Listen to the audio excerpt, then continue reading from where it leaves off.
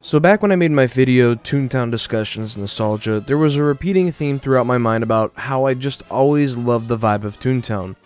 Whether it was the colors or just the design and the feel of the game, and by that I mean the very specific toony style, the wacky, fun, innocent, childlike graphics and design style that Toontown has. It's the kind of thing that takes me back to my childhood. It's a happy thing, it's a fun thing, and a thing that I don't want to let go of, and the game even brings me back to my own childhood when I went to Disney and I went to the Mickey's Toontown Fair at Walt Disney World. Despite that variation having closed back in 2011, there's still a few versions running in Disneyland and Tokyo Disneyland.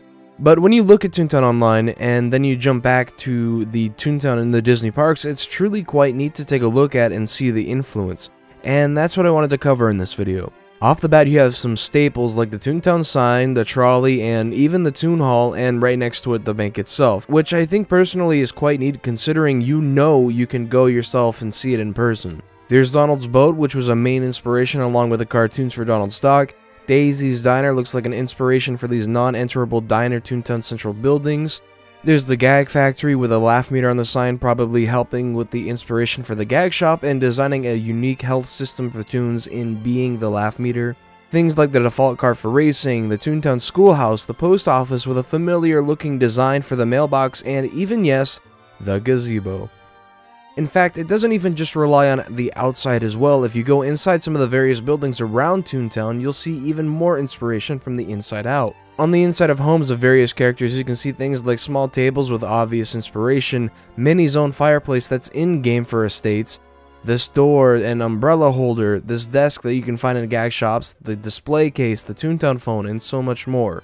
You can even see influences that they use for the Toontown 2.0 prototype around these areas as well, such as the fountain, the powerhouse, and probably the influence for the sketched Kaboomery building. There's absolutely a ton of influence that these places have left that's shown throughout the game of Toontown Online, and I guess that's a natural thing using, the major resources to influence the design and path of the game, but it's really quite fun to see how it actually took shape from these things in person. In fact, I'm pretty sure there's things that I missed that I could have had tacked onto this video, especially from Disney-related media as a whole, but this is purely focusing on the IRL physical inspirations for the game of Toontown. Anyways, I hope this was an interesting visual trip down the Toontown memory lane. It's actually something that kind of makes me want to go to Disneyland even more, just to get to experience seeing the City Hall and things like that in person, at least again, and maybe I even will someday, but California is a bit of a trip for me right now. Anyways, as always, I want to just say thank you all for watching, and I'll see you all next time in my next video.